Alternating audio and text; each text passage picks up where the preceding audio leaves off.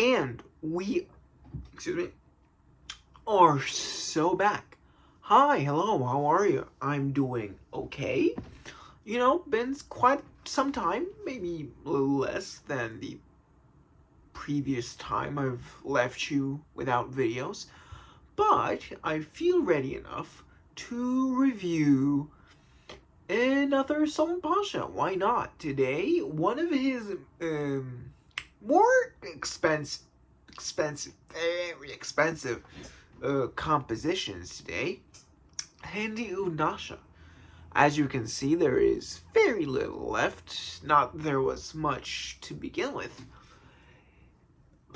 What can I say about Handy Oud Nasha? It definitely starts off fecal. However, the poop comes off less like,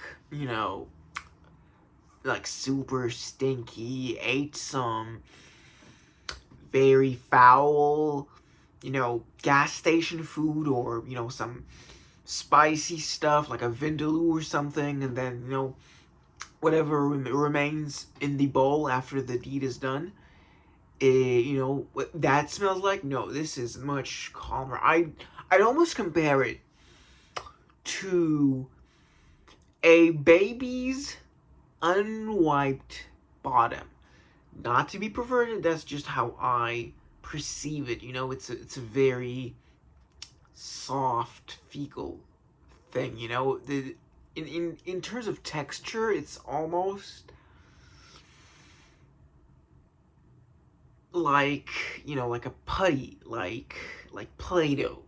That sort of. Oh, I can even smell it from the closed cap. That's interesting.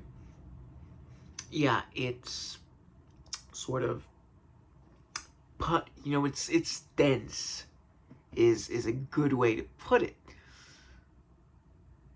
But then, maybe as you wear it more, or as you kind of wear it for a longer period of time in a certain, day, more of the sweet ambery nuances come forth. There's definitely a bit of rose. I can feel, a bit of rose jammy, facet kind of hopping towards the foreground as Handy Oud Nasha, quiets down and it develops throughout the day. When I first smelled it, it was almost a little repulsed, but now I kind of I'm getting an image of it. It's almost like you're watching, a brotherly spat. They're vicious. They're kind of tearing at each other's throats, perhaps. But they're not really trying to go for the jugular per se. They're not, trying to get rid of the other person, like that they hate them, that they're,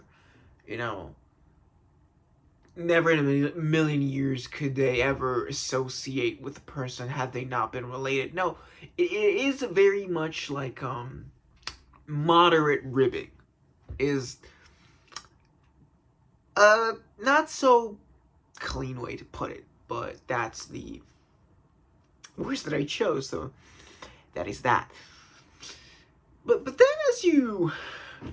as the fragrance develops, it kind of turns into how one of the brothers would view the same spat. When they're older, when they're wiser, they're kind of looking at it and it's like, it's a part of life. At the end of the day, I still love them. They're a part of me as much as I'm a part of them. It all turns very sweet, very kind of sentimental. Yeah, it's not for me though. It is not for me. It is just that slight kind of poopy butthole. Just, little sprinkle of butthole in the oud that really just blocks me from buying this. Other than the frightening price of Hindi Oud Nasha. It's, God, don't look it up. Just don't. If you're on Sultan Pasha's website to buy a different attar and you accidentally see it, I am so sorry for you. Like, genuinely, I'm so sorry for you. But if you really want to go specifically look for the price of this, don't even. I'm saving you a lot of trouble. Just don't. No. In terms of performance, again, with these like oil perfumes, they last.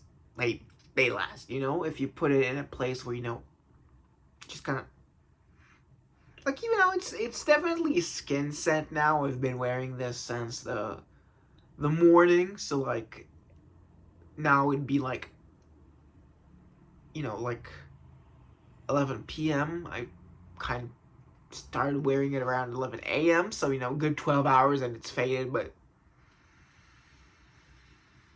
just a little left, but it's definitely dead at this point. Yeah, it's in terms of seasons all year round. It's not that bold of a scent profile if you're a big oud guy. Small dabs. I very much implore you, use small dabs. Like 1 drop on each spot. Perhaps 1 drop on 1 spot. And then you rub your hands together. Because with oil, you kind of just can't do that. Because it's so dense and oily that it doesn't really warm up the oil enough so that the particles just kind of evaporate. It is a very slow experience. In terms of it kind of brought me back around to ouds. I was a bit of an oud lover at first, maybe in terms of like the Western ouds. I had a bottle of oud wood that I just kind of whipped right past. All of it just drained. Incredible scent, would not get again because, ew, that goddamn price. Tom Ford, not you, Estee Lauder, you're insane for charging that price. What are you doing with that price? Jesus.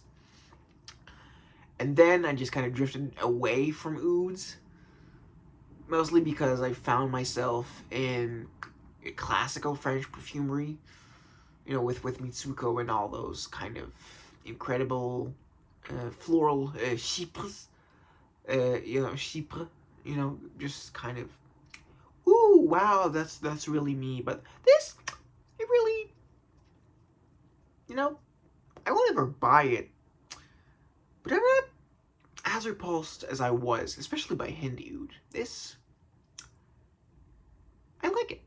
So yeah, that does it for the Hindi Oud Nasha review. If you've enjoyed the video, I'd appreciate a like. If you haven't subscribed yet, do feel free to subscribe. And by all means, do leave a comment. I am curious if you have somehow smelled this, presumably from the Sultan Pasha, Jesus Christ. The Sultan Pasha sample set.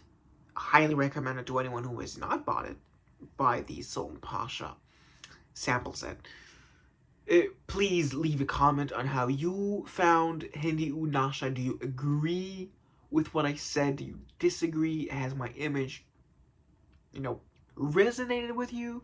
You just don't see it. Am I a kooky doo-doo head for even thinking about it? Doo-doo is funny because, the oud. Yeah. I'll see you guys in the next video. I'm not sure what the next fragrance would be, but stay tuned. We have first impressions coming up somewhat soon. So yeah, bye.